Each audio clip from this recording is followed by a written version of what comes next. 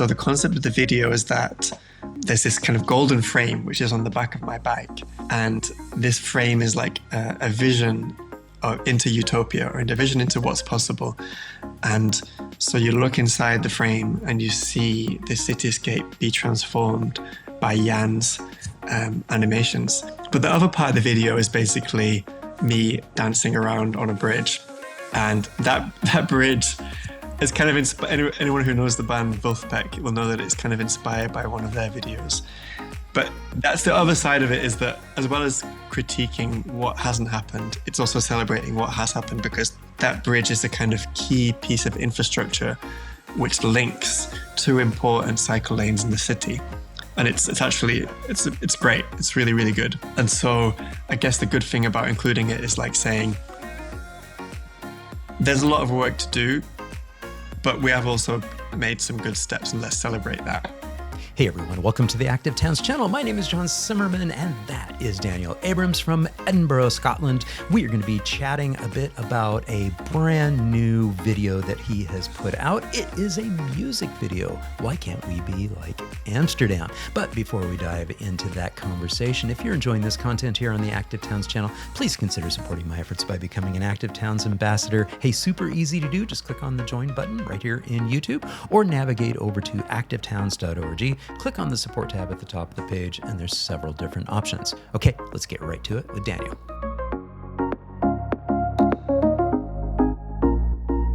Daniel, thank you so much for joining me on the Active Towns podcast. Hi, John. Thank you for having me. I always love giving my guests just an opportunity to introduce themselves. So who the heck is Daniel? I'm a musician and a composer, and also a cycling campaigner living in Edinburgh in Scotland. And I've somehow managed to combine my love of music with my love of active travel, and, basically helping to imagine worlds in which we can all be happier and the planet can be healthier with, better possibilities of people moving around using sustainable transport. So yeah, a lot of what I do, a lot of my music is actually like traditional Scottish music, or even more jazzy music and contemporary classical. But I kind of have this, you could call it like a side project of the cycling songs, and they seem to kind of be, they went down well, I guess, in the cycling community, and they went down really badly in the hater community. Oh, in the hater community, yeah. Well, that's as we say in the United States. So that's what's happened. That's what happens when you poke the bear. When you are challenging the status quo of motordom and moto dominance and car dominance. If you poke that bear, then they get irritated. Yeah. How dare you? How dare you? But but at the same time, I guess people listening to this podcast will be, it's kind of preaching to the converted, I suppose. There'll be a lot of... Well, hopefully we can break out of our echo chamber. You know what I mean? Yeah, and that was kind of part of the idea of the songs as well, is that if I make a really catchy pop song, that people might come across it and be like, that's a cool song. I'm singing the melody. And then they get tricked into, digging the lyrics and thinking and talking about the messages of the song, and that it might be reaching people beyond the echo chamber. Yeah. And so let's rewind just a little bit. You and I got connected through Melissa Bruntlett, correct? Correct. Melissa was really lovely and kind of shared my latest video. In fact, I think a couple of my videos with her, that huge community of followers, which is obviously really helpful for me. And yeah, she put us in touch, which was really nice. Yeah, no, I was delighted to have that introduction. And Melissa and Chris have been on the channel, the Active Towns channel, many, many times. And my relationship and friendship with them goes back to when they still lived in Vancouver, Canada, and before there was an Active Towns channel. So I've kind of filmed with them and their children when they were walking to school one day way back in 2016 or something like that. And so it's been a wonderful joy to follow their career as they've just really hit the groove and hit the mark there in the Netherlands, there in Delft. And so that was a fantastic introduction. Totally. And I think they're so inspirational because they show people what is possible, and not just in Holland, but in everywhere across the world. And I kind of, I contacted them, about sharing my video because I saw the synergy there of like, it's what we often lack is not, the know-how or the solutions. It's actually the stories and the kind of the imaginations. People kind of think, well, for example, Edinburgh, where I live, Edinburgh is so hilly and it's so car dominated in many parts, and it would be so difficult to make it like Amsterdam. The weather's terrible. It's just not possible. Whereas actually it is maybe not exactly the same as Amsterdam, but it could be a good version. And it's really just lack of imagination, political willpower. And I think that was illuminating for me when I saw Melissa and Chris's posts about their visit to Edinburgh, because they showed kind of a rose-tinted view of Edinburgh. They showed all the good bits. And I kind of come to the realization that that's what they do. They visit places and they show the really good bits. And I was kind of annoyed for a second. I was like, but don't you know that like most of Edinburgh's terrible for bike lanes? But then I realized, oh, this is what they're doing. They're showing everyone else. They're showing everyone all the good examples to kind of just constantly push this message of it's possible. It's possible everywhere. Yeah. And I do the same thing. That's the essence and the ultimate mission of the Active Towns channel, is to try to project out the progress and the success stories that are happening around the globe. And so when I roll into a place like Edinburgh, I'll connect with a local and have them show me around. And ultimately, we're able to, highlight some of the projects and some of the things that are the success stories. But, depending on what they show me, or depending on what I see by wandering around by myself, and I'm constantly filming, I get a little bit of a mixture of everything. And sometimes I'll just be, riding by myself and just doing a solo conversation with myself, critiquing what I'm seeing, the bonuses, the pluses and the minuses. And so sometimes people will say too, with, as a criticism to my channel, it's like, yeah, you're just showing the good stuff. And it's like, well, I'm trying to show that even in a challenging situation, we can make progress. And that's one of the things that I love about your content and your music videos that you've put together, is you humanize them. And I'd love to play the first Our Streets video that opens with the young child getting ready to go out, and that'll give our voices a little bit of a break, and we can listen to some of your music and see some of the production that you've put together. Now, this one was released some time ago, correct? Yeah, I think it was 2023. Okay. I have to check that. But okay. Well, let's press play and check it out. Sure. Cool.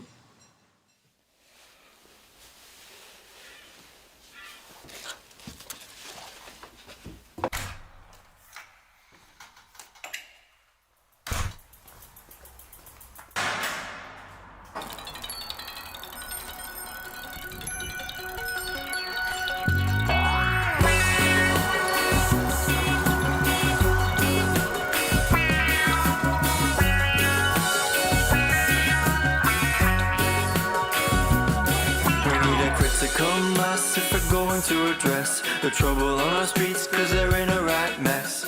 Too many cars, no space for the rest. For the people and the planet, then the bicycle is best. On our streets, there are streets. On our streets, there are streets. Little kids on the road gotta fight for their life, cause the 4x4s give them such a fright. They're going too fast and they're way too big, but we're gonna fight back, cause we gotta have the right. On our streets, there are streets. On our streets, there are streets.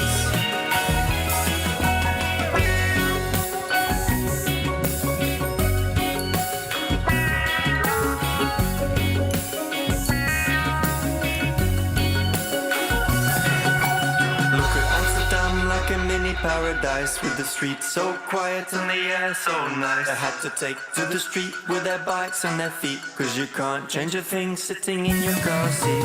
2 wheels good, 4 wheels bad, keeping a balance in a world gone mad. For the health of your body and the health of the world, join us on your bike and we'll tell them all. There are streets, there are streets.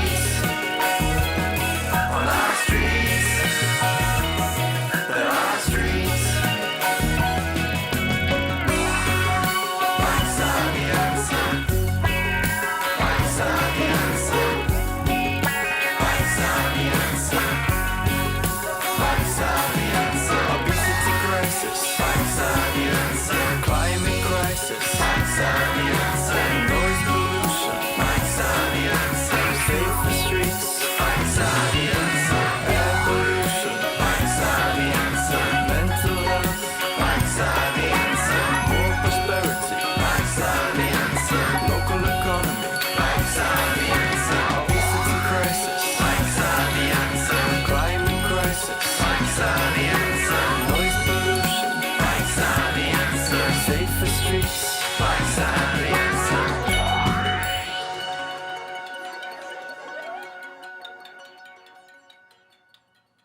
I love it. I love it. You know it's so cool too, and of course, critical mass, which very early in the video you hear in the lyrics that you reference critical mass, and we see this concept of critical mass, which is a movement that was born in San Francisco of essentially just the people taking over the streets and saying, we're not causing traffic, we are traffic. We have every bit as much of a right to this streetscape as anybody else. And what I love about old historic cities like a San Francisco, like an Edinburgh, especially Edinburgh, is you see those old historic buildings, and it doesn't take much imagination to imagine a street where there were no private automobiles, there were no cars, because these cities existed before cars took over. And so, my coffee mug says that, streets are for people, because streets really were for people. They were the platform for society, for building wealth, for prosperity, for human flourishing.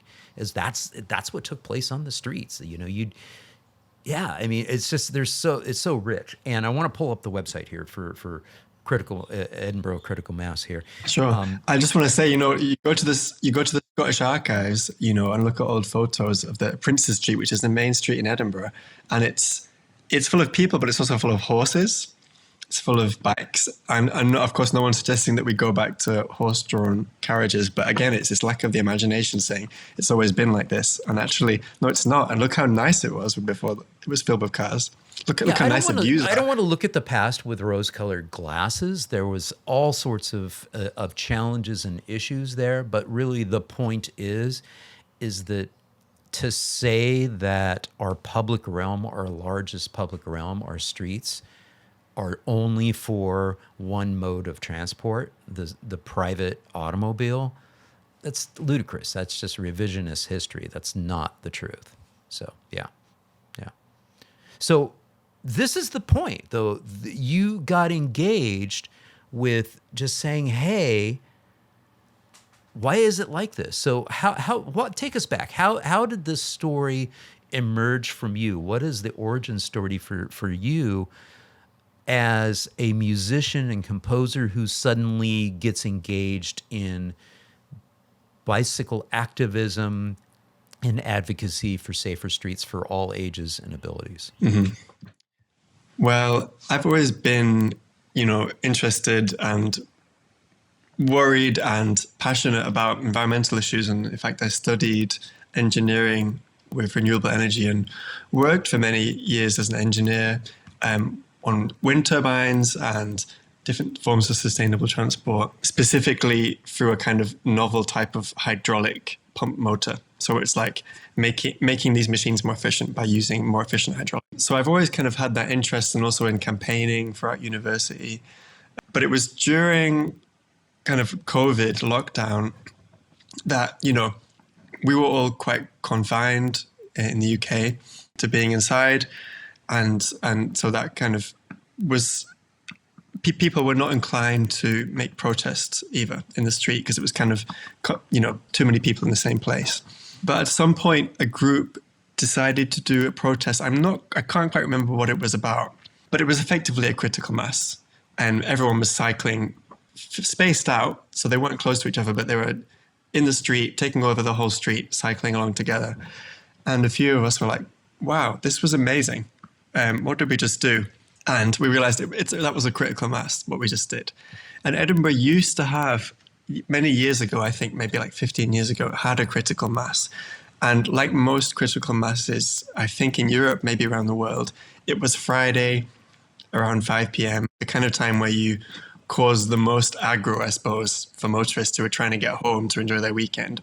And for some reason, a group of us decided to change the time to Saturday at 2 p.m. We kind of wanted to make a family accessible version, and also a slightly more, I don't want to say friendly, but like maybe, it's an interesting thing, because I think we shouldn't be afraid of confrontation.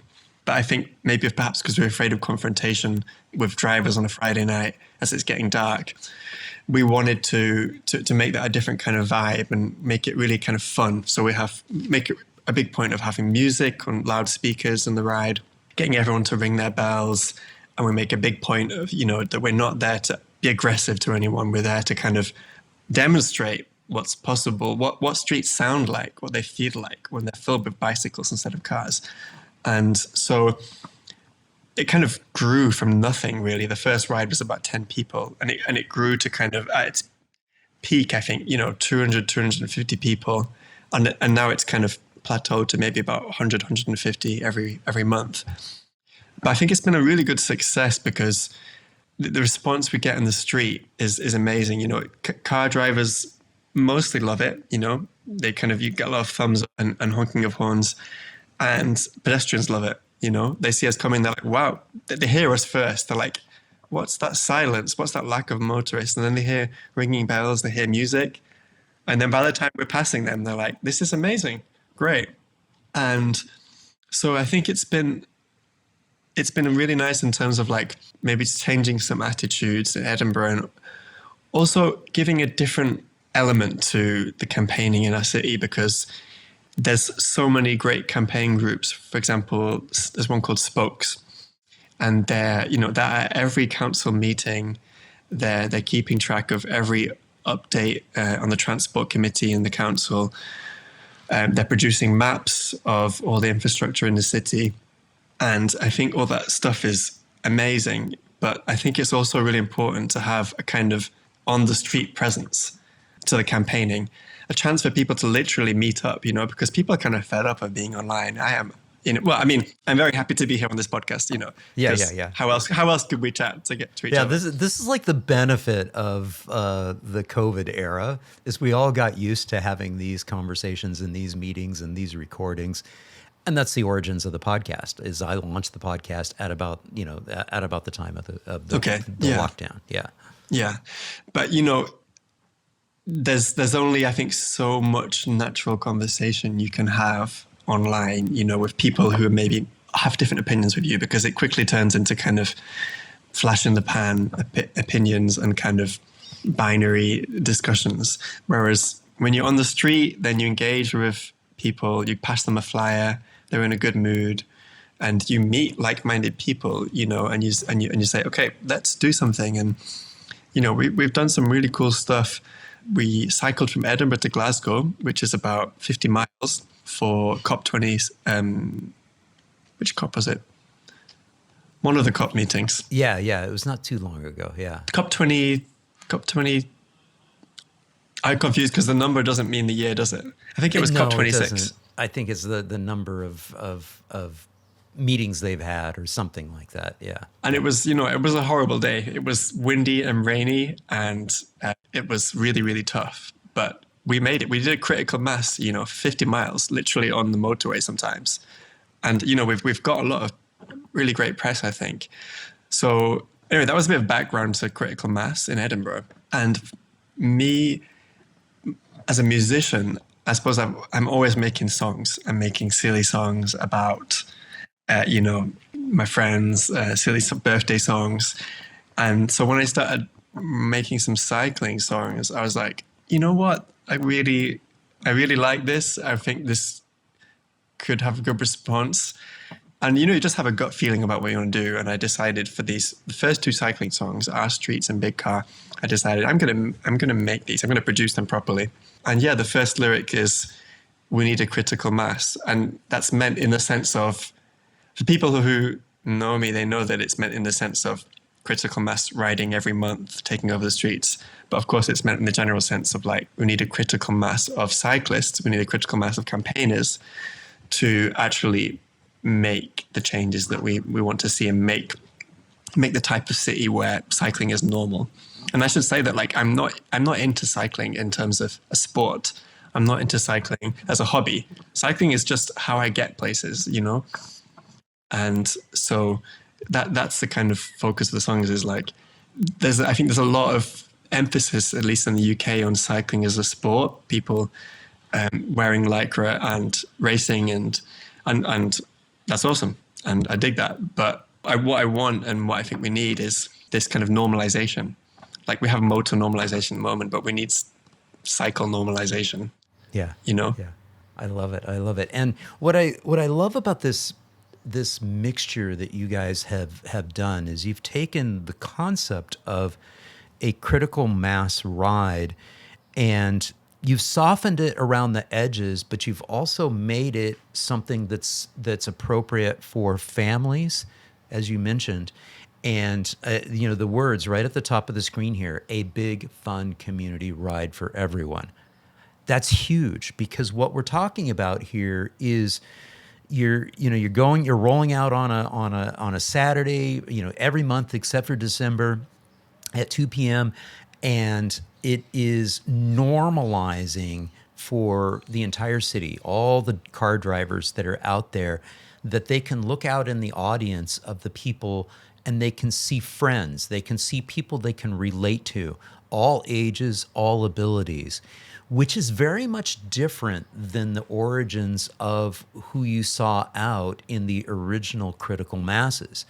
In the original critical masses, it tend to be, the freaks and the geeks, of activism and cycle advocacy. And so there was an aggression to it. There was, it's those others. And so there was an othering type of situation.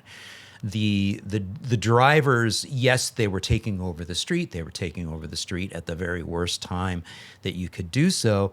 But because a lot of the public couldn't relate to who they saw that was out there, it was like an othering type of thing. It's those people, just like we get with the sport, the lycra and the confident riders. There's an othering. It's like, I would never do that. But then when you see a little girl heading out on a bike to get to school, to get to a friend's house, to get to a park, to just go for an errand, it's like, that's totally normal. And so I love this. I think it's fantastic. If I were to do one little like adjustment to like visuals and the communications that you have out there, I love the colorful graphic on here and the folks. But when I look at those images of those hunched over cyclists, the thing that comes to mind is bike racing. They all look male. They all look like they're hunched over. If I'm not sure who the artist is, but maybe if we can give the artist a little direction and say, hey, let's make this graphic look a little bit more like the beauty that is our actual ride, which is a community ride, which is all ages, all abilities, on upright bikes, nice and comfortable.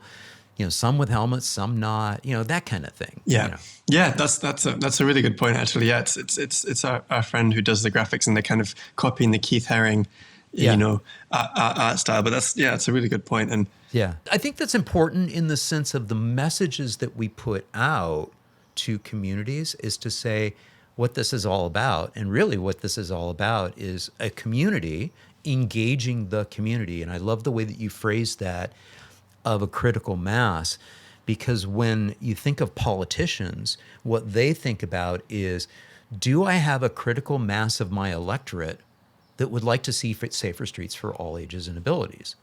So there's some parallels to that.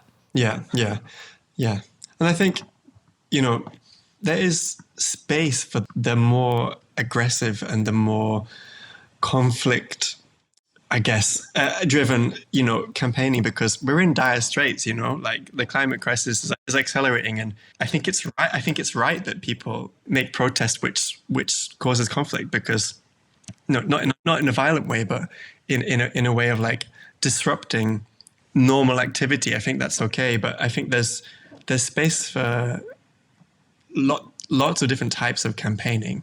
Yes, and I think I would agree, and I like to phrase it as this: is that if you look at the hierarchy of where we're at, or how we get things done within cities, you've got plenty of room for the activism, the activists that are literally laying down in the middle of the street and saying we need to change, and then you have your advocacy organizations, those that have official names and official designations, and they work collaboratively with the powers that be, whoever they might be, to get things done.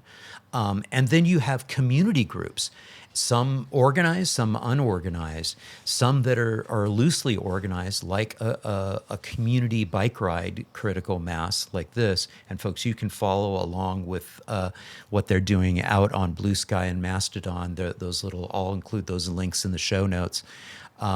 And so I think that there's room for all of those levels of advocacy and activism, as well as just an individual agitator, an individual person that, starts working to talk with their neighbors and say, hey, we need to speak up if we want our leaders, the elected officials, to hear us, that we need to go a different direction. And then, the next layer up, obviously, is city staff, the municipality administrators, senior officials within, the municipalities and the government and the national government, et cetera, all the way up to our elected officials who should be listening to what the community wants.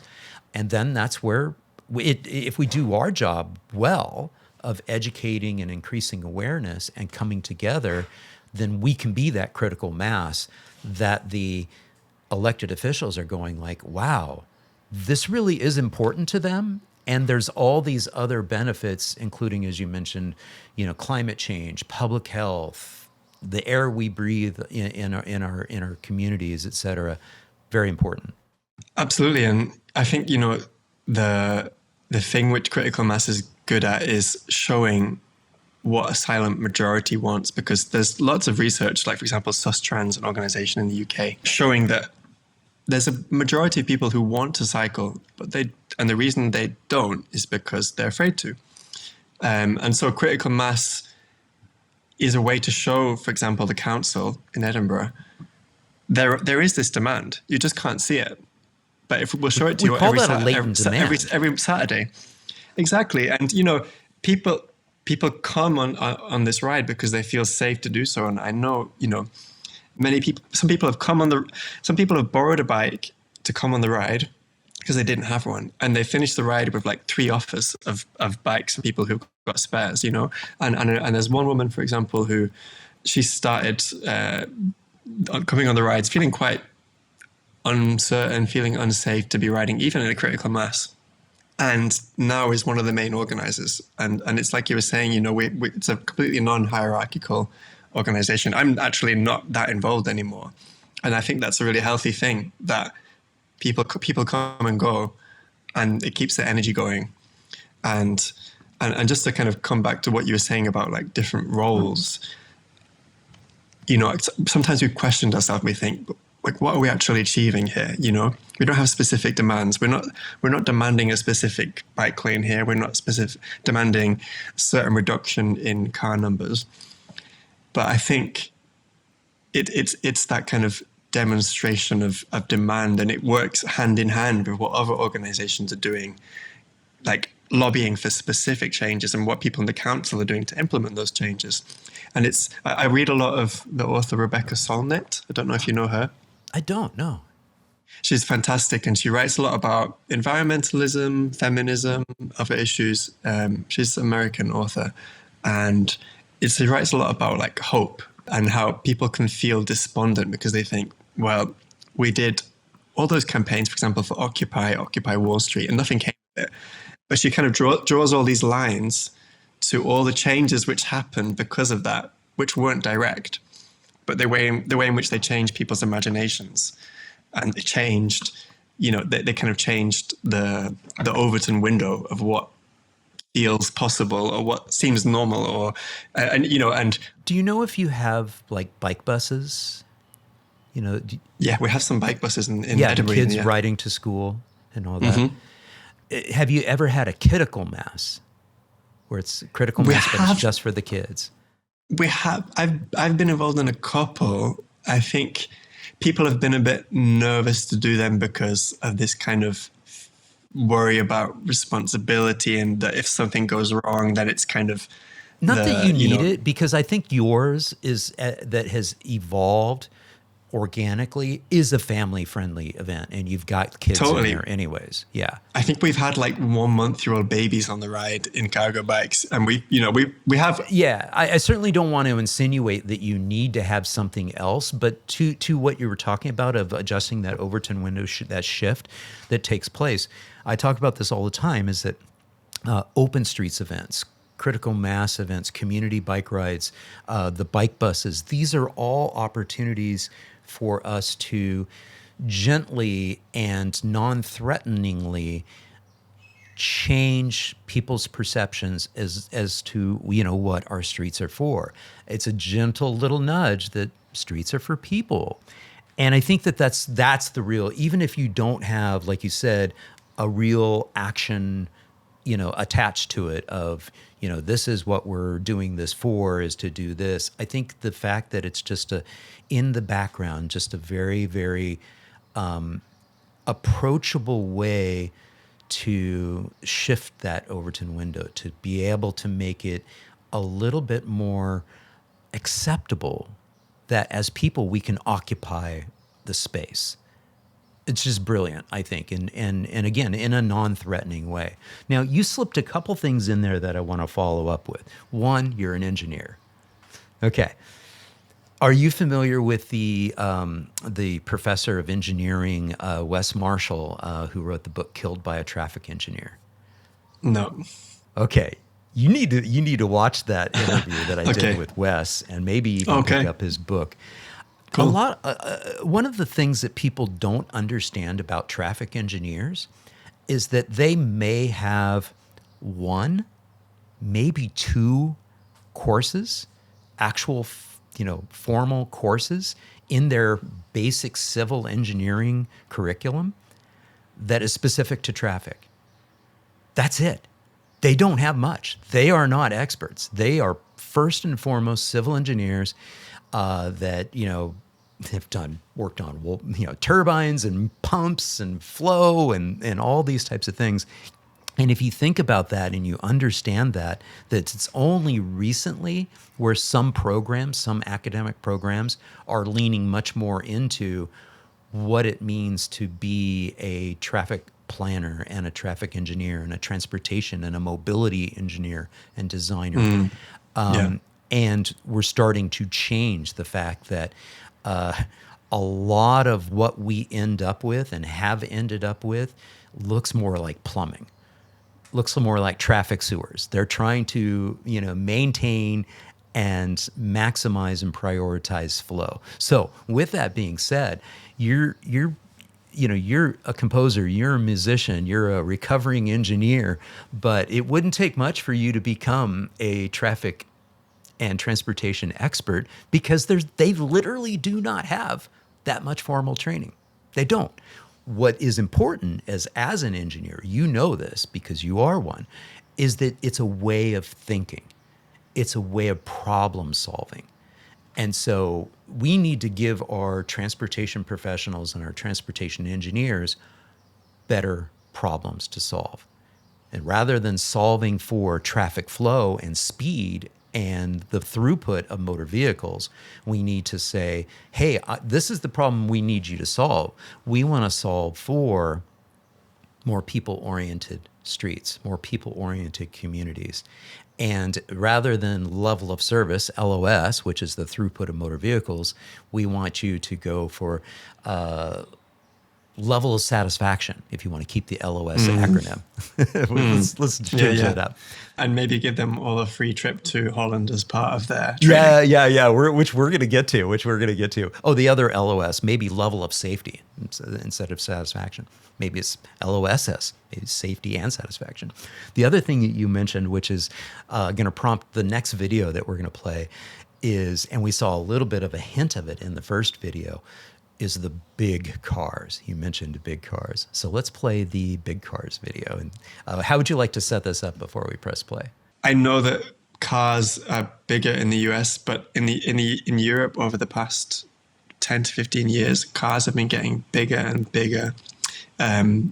Year on year, they get wider, they get longer, they're heavier, and the impact for safety, the impact for air quality, perception of the street, everything is terrible. On behalf of all of Americans, I apologize.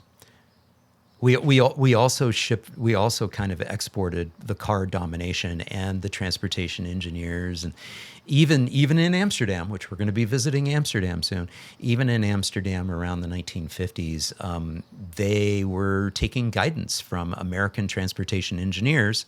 Again, these are not experts; these are people who are focused on traffic sewers, making people, getting as many cars through as possible. They were taking guidance for them. So fortunately, and we saw a little bit of this in your first video, fortunately, the Dutch fought back. There was the Stop to Kindermoord movement and other types of things that took place. Okay, let's play Big Car.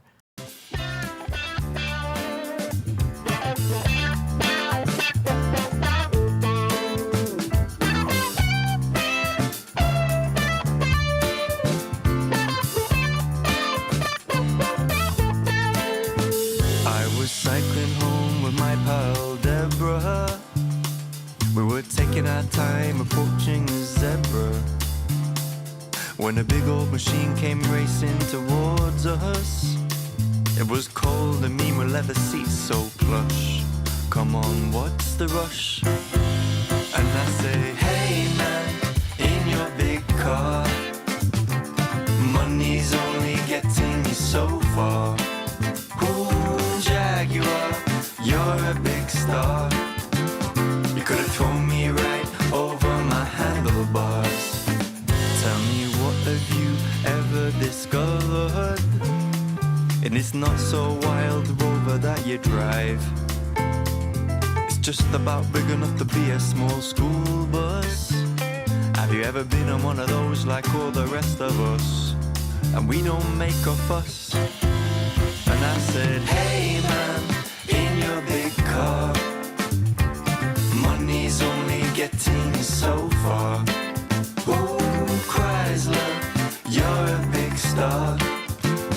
You could have left me with a face full of bloody scars. Why are you driving a tractor when your hands have never even touched the bare soil? He just snarled at me with a venomous laughter as his tailpipe spat and dribbled dirty oil. I could see his blood begin to boil.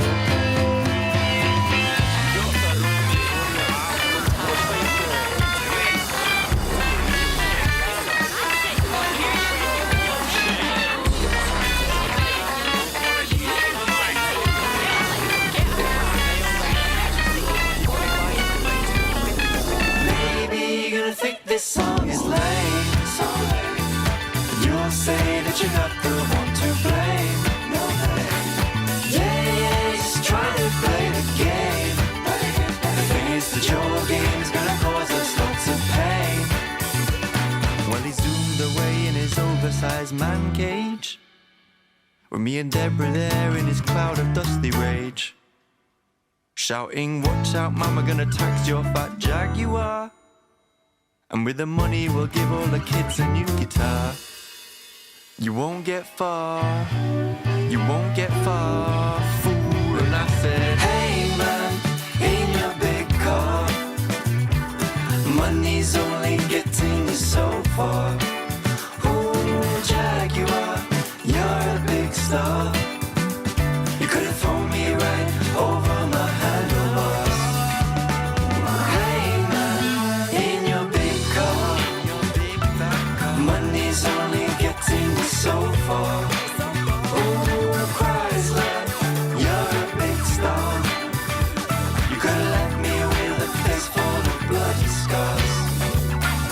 Hey man, in your big car, money's only getting you so far. Oh, Jaguar, you're a big star. You could have thrown me right over my handlebars. Hey man, in your big car, money's only getting you so far.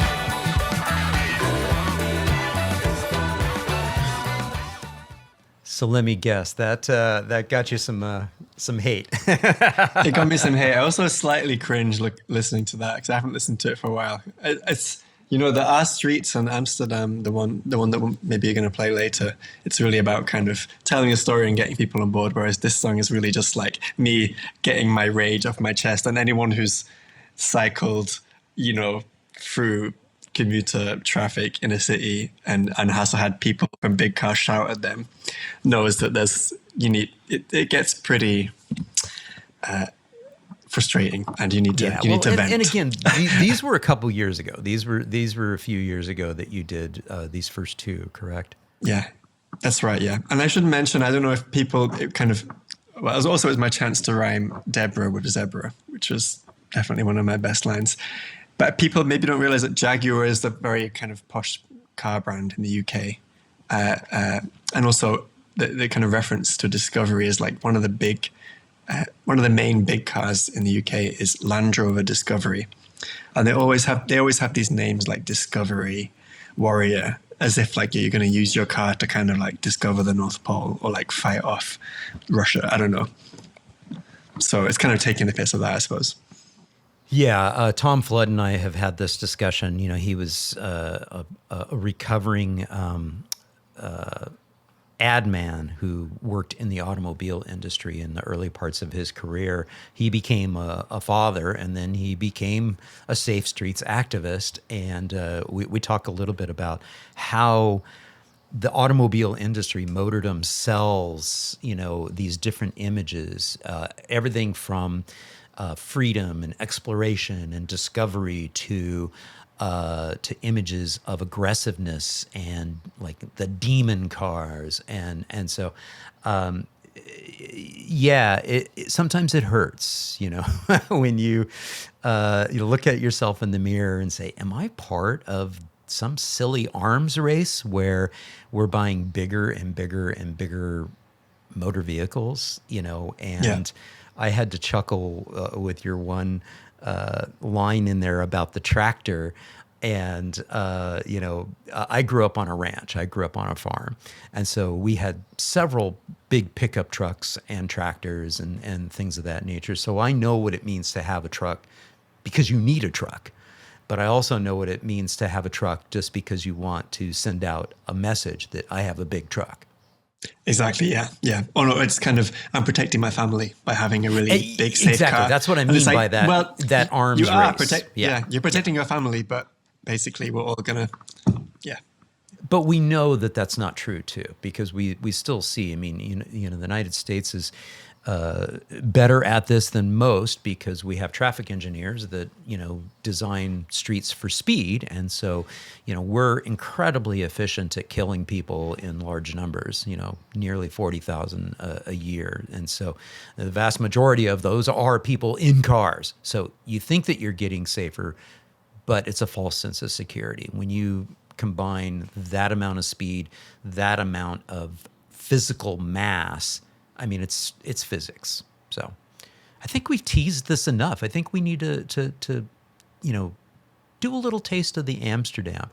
I do want you to introduce this formally, though, before we play this. What was the inspiration for this? Because you take this film to a whole nother level.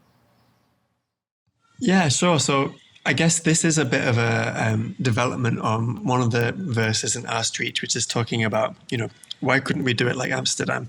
And it's one of the reposts that you often hear from people when you start talking about like making your city a bit more like a Dutch city, which is that we're not flat, we don't have the weather like they do, we don't have the history that they do. And so it's a kind of chance to remind people that actually it rains a lot in Holland. It's true that it's flat. You can't deny that one. But it hasn't always been like that. They actually protested, like we talked about in the 60s, to make that happen. And so, like most of these songs, it just kind of comes to me in a kind of flash. And it's not like there's a big analysis and research period. It comes to me, and there's this sort of like lightning bolt of like, I need to make this, and it kind of quickly gets written. And then after the fact, I'll be kind of thinking about it, refining, and, finally kind of had the idea for the video, which was inspired by the German graphic animator Jan Kamensky. And I've loved his stuff for a long time. And I actually asked him if he would be interested in working on Our Streets. And he said he would love to, but he was too busy.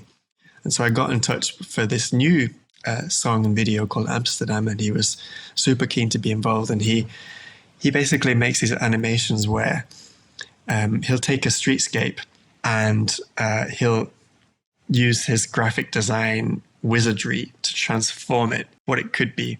He removes the cars, he adds trees, he adds benches, he adds people walking and wheeling. And so I asked him basically to do that for some streets in Edinburgh as part of my video. And so the concept of the video is that there's this kind of golden frame, which is on the back of my bike. And this frame is like a vision into utopia, or a vision into what's possible. And so you look inside the frame and you see the cityscape be transformed by Jan's animations. But the other part of the video is basically me dancing around on a bridge. And that bridge is kind of anyone who knows the band Wolfpack will know that it's kind of inspired by one of their videos.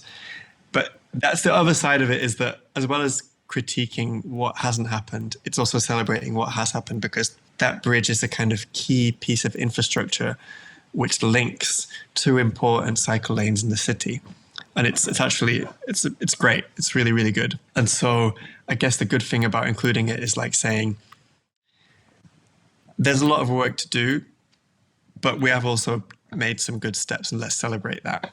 And so you see that in the video too. And it's just kind of, a really kind of fun, because I think a lot of campaigning can feel a bit dry, can feel a bit like, and that's almost actually why I did engineering and renewable energy before music, because I was like, I need to do something important. I need to contribute to making the world a better place, and music can't do that. And then it kind of, after years of doing engineering, I kind of had the revelation that actually you need to do what you're passionate about, and you need to kind of like find the way to make your passion meaningful. And so I hope that the music videos are playing a part in the kind of joyous part of celebrating cycling and campaigning. And they're not more important than people who are actually designing the bike lanes. But I'm kind of leaning into what I'm good at. I'm leaning into what I love. Yeah. Well, and what's cool too is earlier you established the type of quote unquote cyclist that you are. You're not the typical cyclist. You're not the image that people think of when they think of the word cyclist. You're not a recreational or a sport cyclist. You just are a person who rides a bike to get to meaningful destinations. And as part of that, it's actually a joyous way of getting around. When it's safe and inviting, there's so much joy that can be had from that. The other thing I want to mention, since we brought up the barriers that people bring up, is Chris Bruntlett is famous for saying that all of those excuses that you hear when people say, "Oh, it's too hot here, it's too hilly here, it's too wet here, it's too cold here," those are just excuses to keep the status quo of drive everywhere for everything. And yes, you have to take into consideration your topography, the fact that you have lots of steep hills there. And that's fine. I mean, you take that into consideration, and that's one of the brilliances of what the bicycle is, and especially with the electric assist, bikes now, the technology has gotten that all ages and all abilities can get around, even in the steepest of hill conditions. And so I think that we have to understand what those typical responses are of, "Oh, we can't do that because ... we're this, we're that, etc." A lot of it is just, wanting to hold on to what we have, which is drive everywhere for everything. It's not really in good faith. And I think that's the term that Chris uses, is those are excuses that are not really given in good faith. But yes, you're right. You have to take into consideration the fact that, you're a hilly environment. I got around just fine on my Brompton, Yeah, cool. But actually, we have a bike hire scheme which came in last year, and it's been expanding rapidly, and there's been quite an uptake in cycling since it came in, and the bikes are electric assist, and you just see people of all ages whizzing around on them, and they're amazing. You just have the app and you find one, and I think it's been a really good success, and I think that is changing people's notions of what's possible in Edinburgh. Yeah. All right. Well, let's, through the magic of technology, let's go to Amsterdam.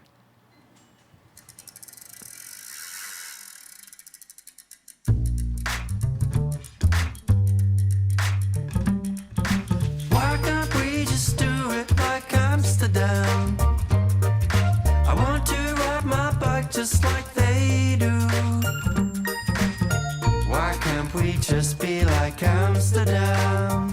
When I ride, I'm free. There would be bicycles everywhere, sailing back and forth without a care. On every street and even motorways, with sweet breezes blowing through their hair.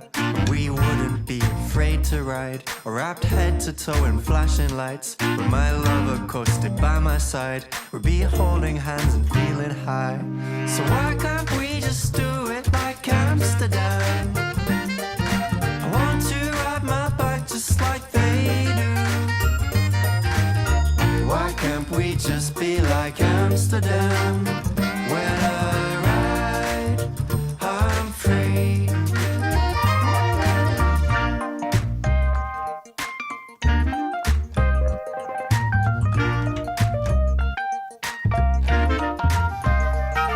You say we've got the wrong terrain, or you cry that there's just too much rain. But they wanted it and built the lanes, and I know that we could be the same. So tell me, why can't we just do it like Amsterdam? I want to ride my bike just like they do. Why can't we just be like Amsterdam? When I ride, I'm free. This world could be so good and happy. We just need to see. When you ride, you're free. Why can't we just do it like Amsterdam? So I want to ride my bike just like they do. We just need. Why can't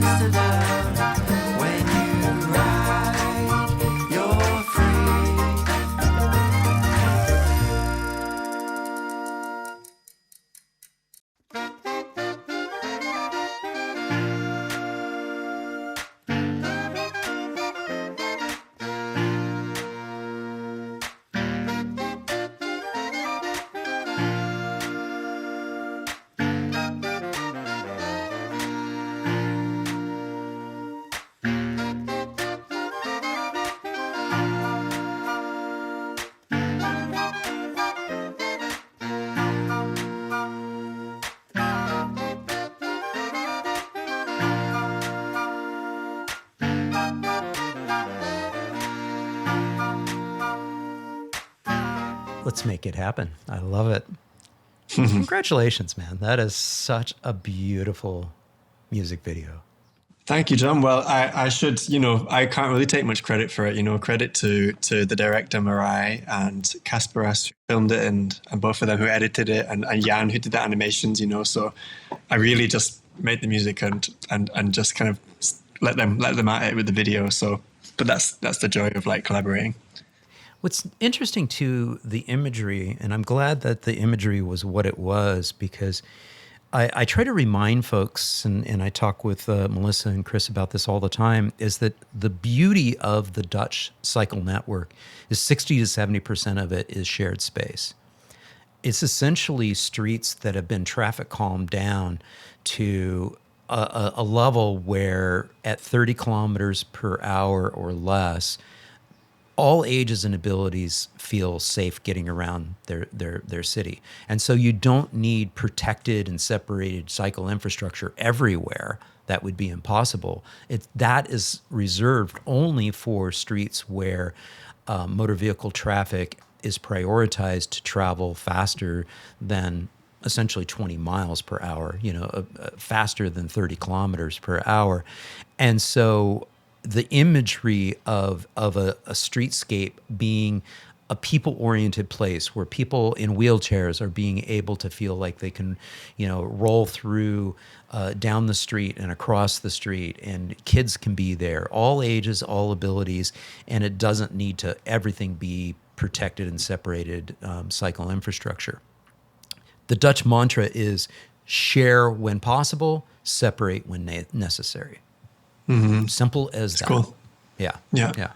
Very cool. Really beautiful, really beautiful. What has been the response to this video compared to the earlier works that you have done? The earlier ones was when I was still on Twitter. I wasn't really active, but I put the videos on Twitter, and I think there's a big cycling community on there, and they went quite far in that sense. There used to be. Yeah, right. There used to be, yeah.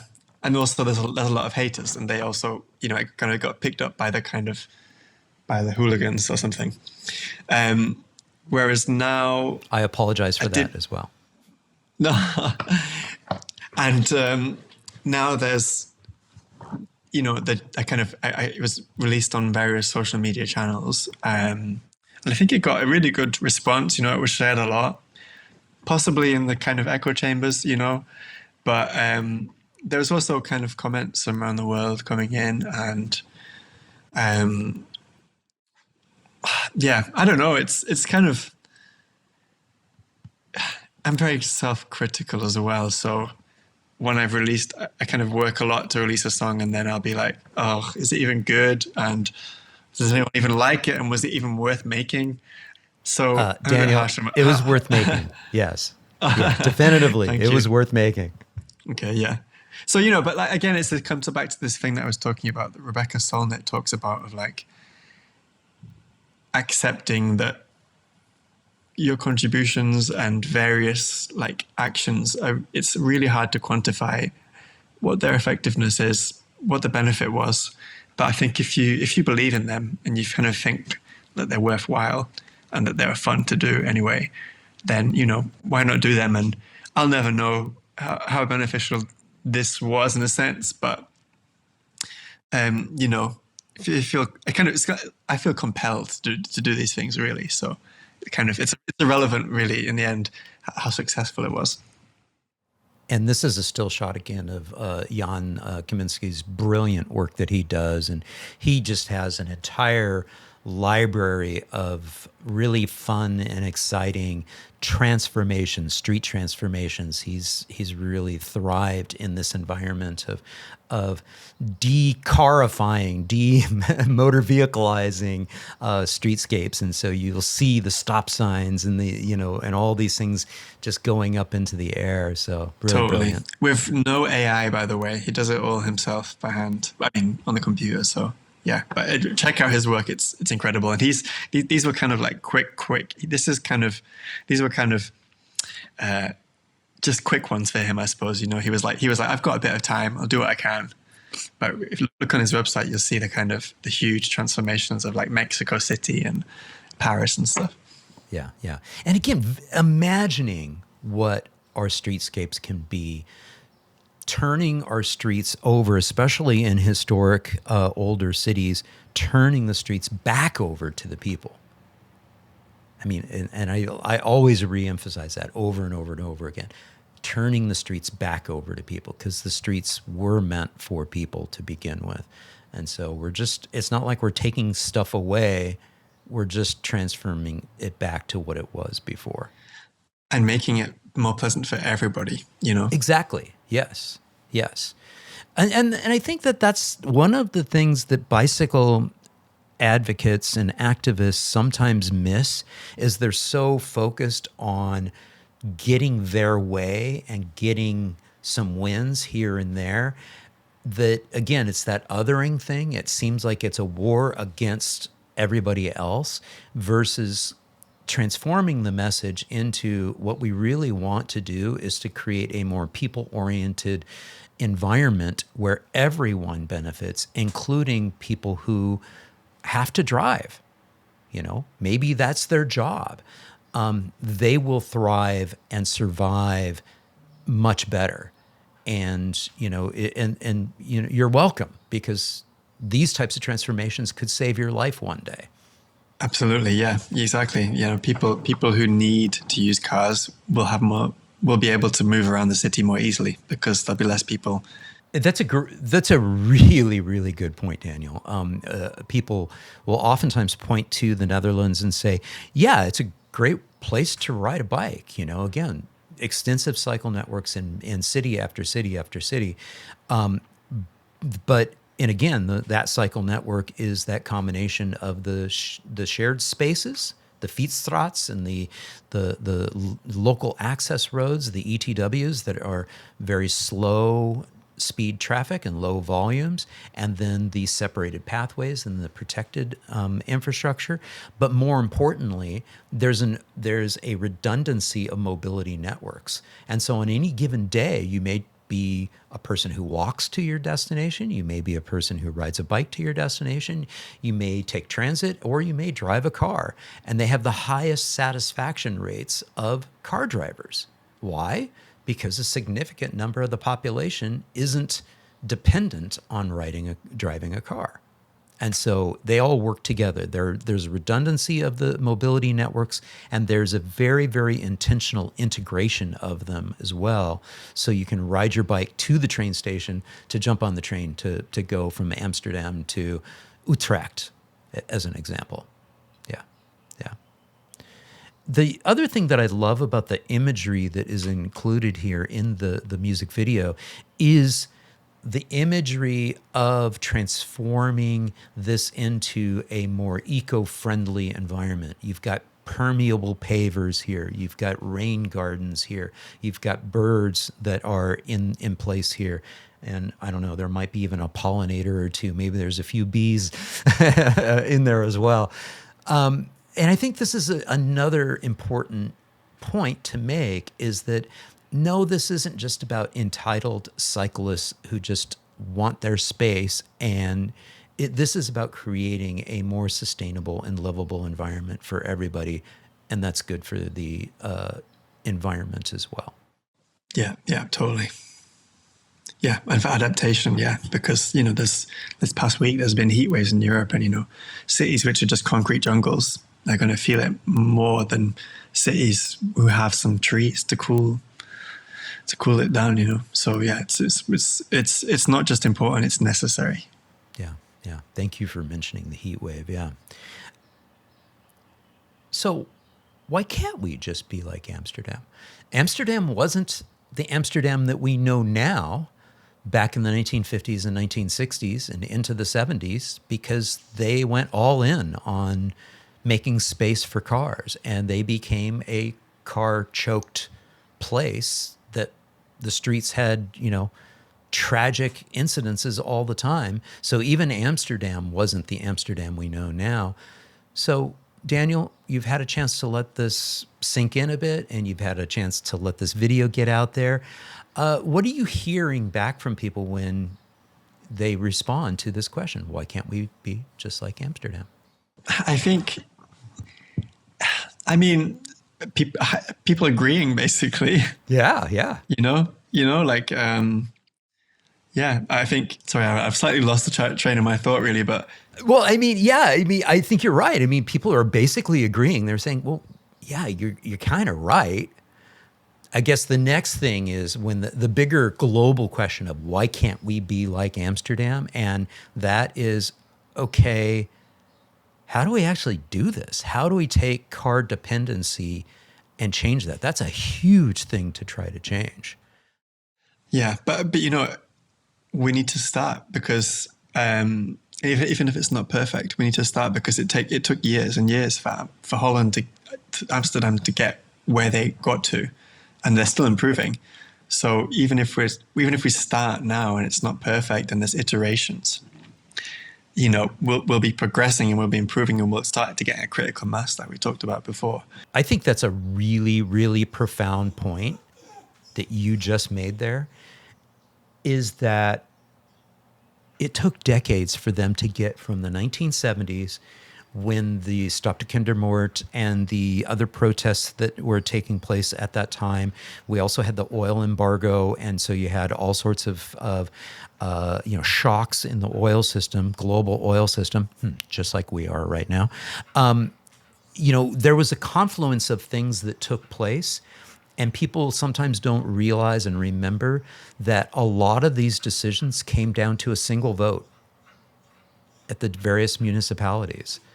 I mean, this was not just a slam dunk. And if you go back and you look at the footage too, some of those protests were violent. This was not just, all rosy and, oh, hey, let's do this. I mean, it was hard fought. To your point too, it has taken decades for them to get to where they are now. They just happen to be 50 years ahead of us. Okay. But your other point is, and another thing I like to emphasize all the time, is they have a commitment to continuous improvement. They're constantly tweaking. They're constantly looking at ways to make it even better. The good thing is that they've done that, and we don't need to reinvent the wheel or start from scratch, because like Yes. Melissa and Chris's work, we can learn from them, and then Yeah, they like to emphasize, and they talk about this in their first book, The Blueprint, for Dutch Cycle Network, and the learnings there is that it's a blueprint, but it's not copy paste. You don't have to reinvent the wheel, but you do have to adapt it to your environment, because your environment in Edinburgh is different. As we've established, you've got the hills, and so we have to think about ways to take the basics, the key tenets, and adapt them to the environment and adapt them to the culture to make them work, in a way that's going to work for Edinburgh, in a way that's going to work for Austin, Texas, where I was. And, when we were in Austin, we had a long-standing relationship with the Dutch Cycling Embassy that dates back over a decade. And so we have what's called a Dutch-inspired version to that network that's been in place, and it's phenomenal. I'm in talks with Chris and Melissa about here in Hawaii. We need to get them out here to the islands to do the same. But yeah, it'll have to have its own flavor. It'll have to have its own sort of twist to it. Yeah, not a simple copy paste for sure. But to your point, not reinventing the wheel each time. Yes. Yeah. Yes, exactly. Yeah. Final thoughts, Daniel, as we bring this to a close. I guess it's like at the end of the video, at the end of the credits, it's like, let's stop. We don't need to just imagine about a future. Let's just make it happen. Let's just start, and I think we kind of know the solutions. We know the arguments, and it's just about kind of everyone digging in and like getting involved, and in a way which speaks to them, and change is kind of inevitable. And it doesn't seem like that until it's past the fact, and then it kind of seems obvious. It didn't before women had the vote. Then it didn't seem obvious that they would get it. But after people campaigned for it, then years later, it's obvious that was going to happen and needed to happen. So I think keeping that in mind and keeping hopeful, I suppose, because I struggle with that. It's like keeping hopeful, because you read the news and you think, my God, it's tragic, like it's just so scary what's happening politically, environmentally around the world. And I think we have to kind of like hold each other up, and be hopeful, and like that hope is making stuff happen. Hope isn't thinking it's all going to be fine. It's actually taking the steps to make it so. My final two questions for you is, no puppies and no children were harmed in the making of these videos, correct? Correct. Very good. Excellent. And what's next for you? Do we have more productions in the works for the future? There's no more cycling videos in the works, but in the Edinburgh Fringe Festival, which is a huge arts festival in August, I'm going to be performing the songs live, which is a bit scary. And in a couple of weeks, I'm actually going to the Netherlands for the premiere of a string quartet, which I wrote for a Dutch string quartet. And so I'm really looking forward to just like working with the quartet, nothing to do with cycling. But I will be cycling and getting the train to go to the concerts and the rehearsals. So that's just kind of, wonderful. It's going to be lovely. Congratulations. Yeah, that's great. So yeah, I'm looking forward to that. It's always just a pleasure to just be there and experience that. Yeah. Do you have some links that you can send to us, either on YouTube or otherwise, on your music? On the string quartet. Yeah. That type of music. It's almost finished.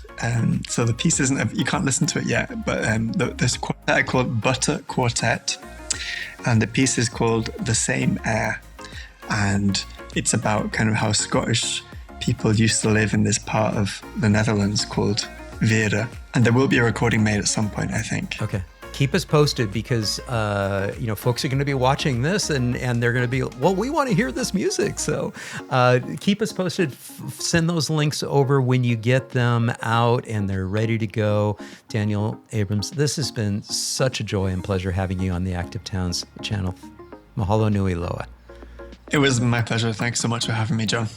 Hey, thank you all so much for tuning in. I hope you enjoyed this episode with Daniel. And if you did, please, hey, give it a thumbs up, leave a comment down below, and share it with a friend. And if you haven't done so already, I'd be honored to have you subscribe to the channel. Just click on the subscription button down below and be sure to ring that notifications bell. And again, if you're enjoying this content here on the Active Towns channel, please consider supporting my efforts by becoming an Active Towns ambassador. Hey, super easy to do right here on YouTube. You can just click on the join button, as well as make a YouTube super thanks contribution, or navigate over to activetowns.org. Click on the support tab at the top of the page. There's several different options, including making a charitable donation to my nonprofit Advocates for Healthy Communities, or you can become a member of my Patreon. Patrons do get early and ad-free access to all this video content. And this is a great opportunity to acknowledge all my Active Towns ambassadors supporting the channel financially. I simply could not produce this content without your support. Mahalo nui loa. Thank you very much. Again, thank you so much for tuning in today. I really do appreciate it. And until next time, this is John signing off by wishing you much activity, health, and happiness. Cheers and aloha.